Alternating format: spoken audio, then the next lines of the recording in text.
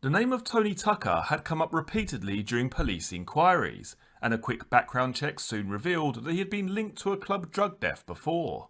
Some 18 months earlier, in March 1994, 20-year-old Kevin Jones died at Club UK in South London after taking ecstasy.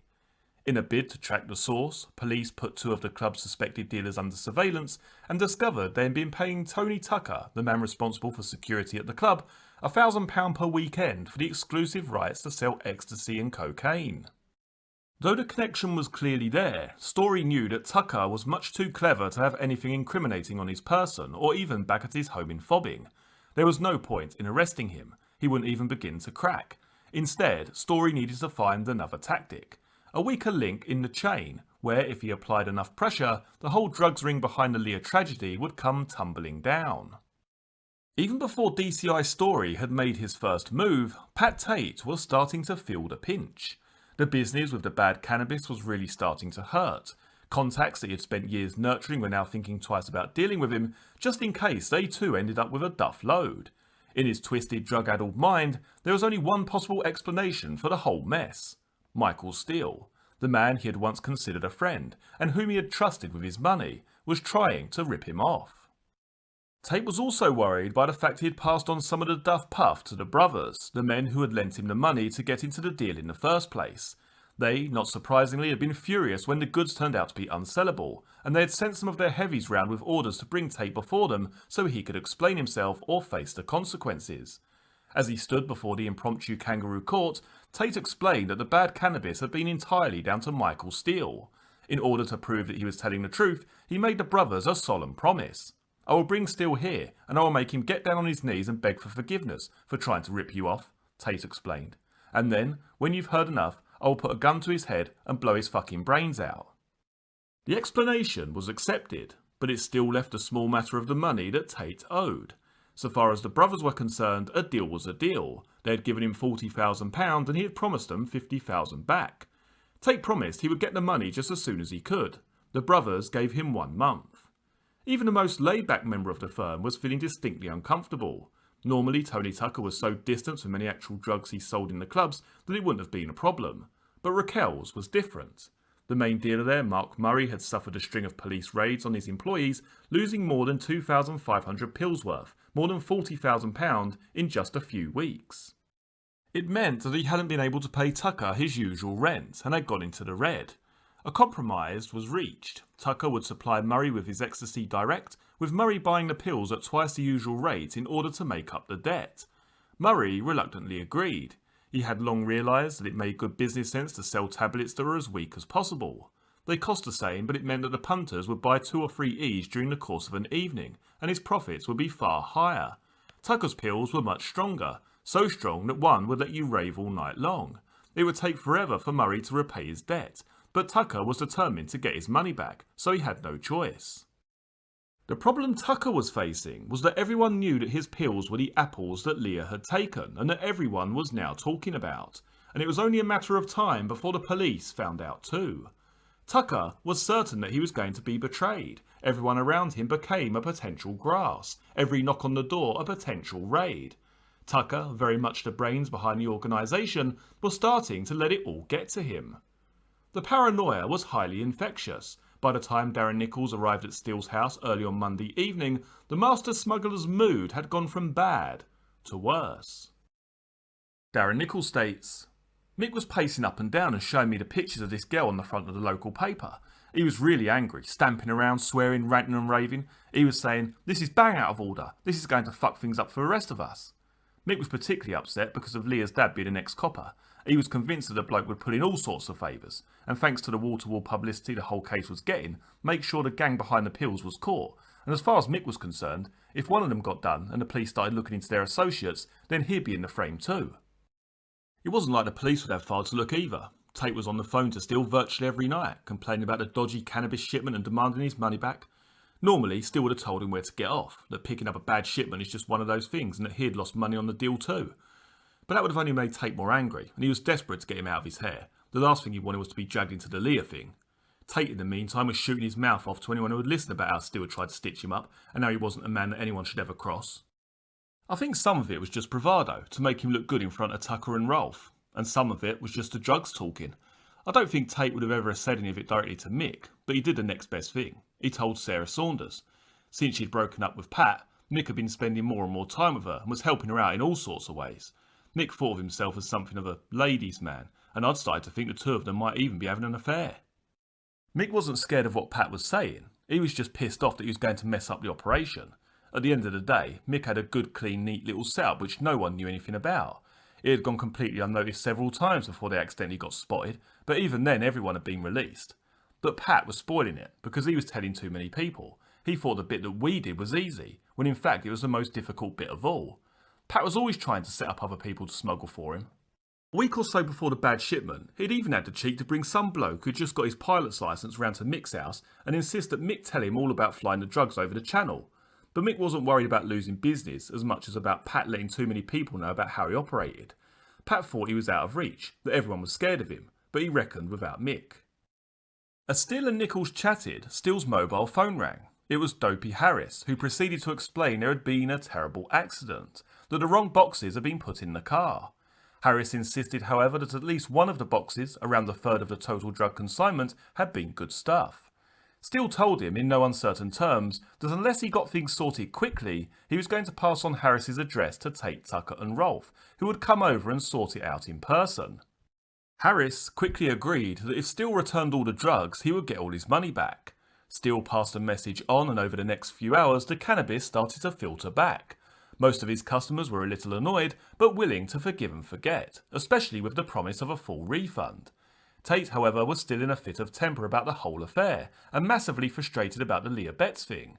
He smashed each and every slab with a hammer before delivering it back to Steele. He also held back some of the drugs, telling Steele he'd only return them when he had the money in his hand. It didn't take Steele long to work out that Tate was holding back roughly a third of the whole shipment, the same amount that Stone had insisted was good. There could be only one conclusion. Tate was trying to rip him off. Later that night, Steele called me up and asked me if I wanted to go to Amsterdam with him. Apparently everyone else he had tried had said no. They all suspected that Harris had deliberately ripped us off and that going back over there to try and get the money back was suicide. But Mick didn't seem worried, and that made me more confident. There was also the fact that although I'd already spent it, I hadn't earned any money from the last deal because I'd had to give it all back. I was desperate for cash, and Mick promised to pay me for the trip. Also, Mick only planned to be in Amsterdam for a couple of hours. Just enough time to pick up the money and have a drink, he said. He'd done enough to convince me. OK, Mick, count me in. I picked Mick up from Angers Green, and we drove to Harwich in my old Land Rover, freezing our bollocks off all the way because the Rover's got a window missing. We were travelling overnight, so I had a change of clothing with me, and then when we got to the ferry terminal, I booked the tickets in my name and got some guilders. We were trying to make a holiday of it, keep the mood light. We had a meal in the restaurant at the departure lounge, then got a cabin on the boat. We had a few drinks in the bar where they had some live singers, then went to the boat cinema and watched a film, then went to our cabin to get a few hours sleep before we arrived in Amsterdam. Early on Tuesday morning, DCI Story put his plan into action and raided Pat Tate's flat in Swanstead, where Tucker's mistress Donna Garwood was living. A small quantity of amphetamine was found, and Garwood spent a few hours in the cells before a fuming Tucker arrived to bail her out. There had been other raids across Basildon that morning too, most of them friends of Lear's or bagmen some way down the drug supply chain. But for Tucker, the message was clear. They were onto him. He had an emergency meeting with Tate and Rolfe about what they were going to do. Then the firm had its first lucky break. Steve Packham and Stephen Smith had been arrested and charged with supplying the tablets. The police had their result, and the public had their scapegoat. All the firm had to do now was wait for Steele to sort out their cannabis deal, and everything would be sweet as a nut once more. Darren Nichols states, "We met Dopey Harris in the bar. He said he was happy to give us the money back there and then, but he only had it in guilders. Harris wanted the drugs back. God knows why, as they're all crap. But Mick told him they were safe back in England, and as soon as we had the money, he'd set up a collection. It was just after 10 a.m, so Mick said we'd go back in the afternoon to give him some time to get the money together. No one was going to want to have to change their money back over in England, especially as the banks have to report any transactions of more than £10,000. We spent the day sightseeing and went back to the bar around 5 p.m. Harris took us upstairs and handed over £30,000 sterling. He apologised, but said basically there hadn't been many Brits making sales that day, so there wasn't a lot of sterling around. Again, he said we could have the rest in guilders, but Mick decided to stay overnight and see what he could raise the next day. For the rest of the afternoon, we were either sightseeing or having a giggle in the red light district, or in some bar drinking loads of beer, or in some restaurant stuffing our faces. I was having the time of my life. It was the closest thing I'd had to a holiday in years, and Mick and I were getting on really well. That night, we booked into the Delta Hotel, and I booked a twin room in my name. Mick didn't want anything to link him there, but gave me the money to pay for it. We put the cash that Harris had given us into the hotel safe and spent the rest of the night out on the piss. It was nearly lunchtime when we got round to Harris's the next day, but he said we still hadn't left it long enough. We'd have to come back. That afternoon, Mick and I went to Madame Tussauds and had our photograph taken with Tina Turner. Around 5 p.m, we went back to the bar again, and Harris gave us another £50,000 in sterling. He said that he might have more tomorrow, so we decided to spend yet another night in the Delta. By now, the novelty was really starting to wear off. I'd enjoyed it at first, but I was still wearing the only set of clothes I had, and all the endless drinking and eating was starting to get really boring. We could never really relax properly because we were anxious to get going, but every plan we made to catch a particular train or something ended up being postponed.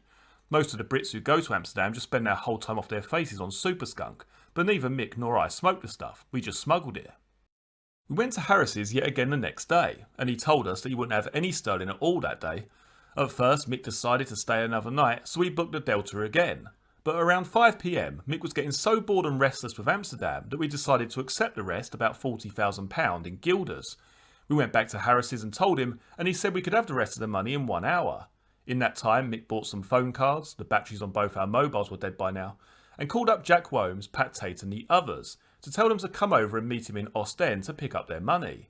Mick didn't want to risk being found with too much on him at one time, so the idea was for lots of people to come over and take a few £1,000 back each. Harris told Mick that with the way the exchange rate was, he had given us more than enough to cover the debt. He seemed very keen to make amends and never stopped apologising for having sold us the dodgy puff in the first place. Having hated the guy's guts a few days earlier, we ended up thinking as he waved us goodbye and wished us well, that perhaps he wasn't such a bad bloke after all. We collected our bags from the hotel and were just making our way down to the train station when I thought I saw a familiar face. Now Amsterdam's a fairly small place, and if you hang out in the centre long enough, you do tend to see the same faces doing the casual circuit of bars and clubs.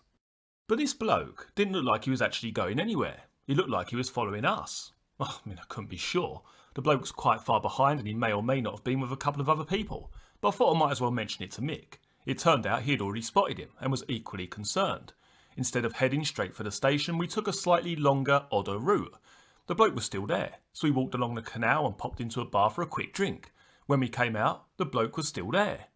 The fact that we had spotted him meant the guy wasn't good enough to be a professional, so the most likely explanation was that Harris had decided to arrange a nasty little surprise mugging in an attempt to get his money back. With that in mind, neither of us liked the idea of being trapped on a speeding train if it all kicked off, so we decided to take drastic action. When we got to the station, we nipped over the road and jumped into a taxi. "Hi," said Mick, "can you take us to Ostend?" The driver's jaw nearly hit the floor. It was a bit like getting into a black cab outside Charing Cross and asking to be taken to Manchester. At first, the driver wanted 1,000 guilders, but we offered him 600.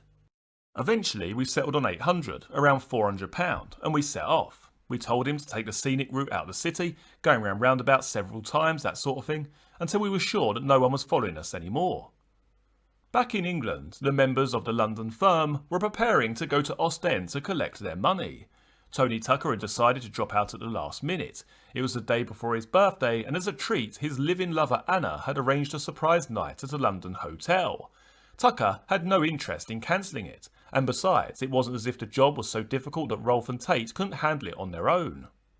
The firm needed as many people as possible to help bring back the cash. That way, each person would be carrying a relatively small amount, so that if they were stopped by customs, they wouldn't look too suspicious. Rolfe had asked his girlfriend Donna Jaggers, but she didn't like the sound of it and turned him down. It was not so much the trip to collect the money that she objected to, it was another, bigger job that Rolfe had started to mention that was simply getting much too serious for her liking. Craig told me that Steele had approached Tate and asked him to nick someone else's gear from them. Steele had been asked by a London gang to import 30 kilos of cocaine and was going to fly over from Holland. He told Pat he was going to be given £50,000 up front and bring the cocaine back with a member of the London gang in the passenger seat. The idea was that Tate and Tucker would rob the firm of the cocaine once it arrived over here. Steele suggested they share it between them and had told the firm he planned to land in a field near Clacton. In fact, Steele was actually going to land in a South Essex field, where Tate and the others would be waiting. A week or so earlier, Craig, Tony and Pat had obtained a machine gun from a man called Mad Mick. It had been handed over in a meeting at the Granada Motorway Services in Essex for £300. They were planning to use the gun on the man from the London firm in order to take the cocaine. I didn't know how far they were planning to go when they robbed the firm, but I knew they'd made sure that the gun worked. Rolfe and Tucker had already used the gun to spray bullets into the car of a man threatening to give evidence against Tucker in a forthcoming assault case. After putting some extra ventilation holes in the doors and windows, they knocked on the man's door. "Next time, you'll be inside it," they said, then left. By now, Jaggers was getting increasingly nervous herself, and terrified that she and Rolfe were going to be arrested at any time. She hoped that if she refused to go to Amsterdam that Rolfe might pull out. Instead, she found her boyfriend was really excited at the prospect of a night on the tiles in a foreign country with no one to tie him down, and he looked forward to going even more. Rolfe took his Range Rover and picked up Tucker's other girlfriend, Donna Garwood, Tate, Tate's girlfriend, Liz Fletcher, and her friend, Gaynor. To make up the numbers, Tate also asked his car dealer friend, Barry Dorman, to come along, and he agreed to follow in a separate car, bringing his girlfriend Annette to keep him company. The Range Rover was the first car in the convoy to arrive in Ostend. Tate left the others in the pub while he went to the entrance of the train station where he'd agreed to meet Steele. Garwood and the others watched from a distance as Tate and Steele returned to the pub and made their way to a quiet table in the corner, where they talked for around 20 minutes. When Steele got up to go, he passed over the bulging carrier bag he'd been holding to Tate. The transaction was complete. In the meantime, Darren Nichols was standing across the road from the pub, trying to shelter from the rain and waiting for Steele to reappear. When the pair had arrived in Ostend, Steele had booked into a hotel and sent Nichols off to the ferry terminal to buy a ticket. The idea was that he would take £20,000 with him back on the overnight ferry, and that Steele would travel back to England the following morning once he had dished out the rest of the money to the others. As always, Steele had told Nichols to make himself scarce. He didn't want anyone knowing who was on his team, just in case they tried to poach them or use his drug contacts. After 20 minutes of getting wet and watching the gang laughing and joking in the warm, dry pub, Steele eventually came out and Nichols called him over. Darren Nichols states, "It all looked really jolly from where I was, but Mick was actually really pissed off. Tate was saying it was too late for them to get the ferry back and that they'd have to stay overnight, but they wanted Mick to pay for it because they didn't have any Belgian money, and besides, he owed them for making them wait all week for their cash. I think by then, Mick just wanted the whole thing to be over with as quickly as possible. He was saying how out of control Tate seemed, how he was really hyped up about everything and behaving like a 5-year-old. It was getting quite late, and he said I might as well stay as well, as Jack would be there soon, so I used my credit card to book into the same hotel as him. About 10 minutes later, Jack arrived in his transit van, and as Mick wanted something to eat, we all wandered up the road to this Greek restaurant for a snack. Jack had been so paranoid that he'd worked up an elaborate excuse to explain why he was leaving the country. He was pretty freaked out by what had happened with customs at Felixstowe Ferry, and wanted to make sure he had a cast-iron alibi just in case it all came on top. He had travelled over in his transit, and he'd even put a spare wheel and brake drum in the back so he could say he was on his way to repair a vehicle. He even booked a commercial ticket, which cost me around 220 quid, just so it was all legit. And as sod's law, he didn't get stopped by customs once. Jack had 2 glasses of orange juice and then left, taking half the guilders with him. After that, Mick and I stayed in the restaurant and had a chat about what to do with the dodgy cannabis that Harris had sold to us. After the experience of being followed, Mick didn't trust the guy at all and didn't want to risk handing it over to someone in Britain just in case it turned out to be a setup. "Just get rid of them, Darren, the whole lot," he told me. "I don't care what you do, I just never want to see any of it again." It was just after that Mick first asked me if I could help him out. I don't remember anything about what I was doing, who I was with, where I was, or even the time of day. The only thing I remember was the question, "Can you get me a gun?"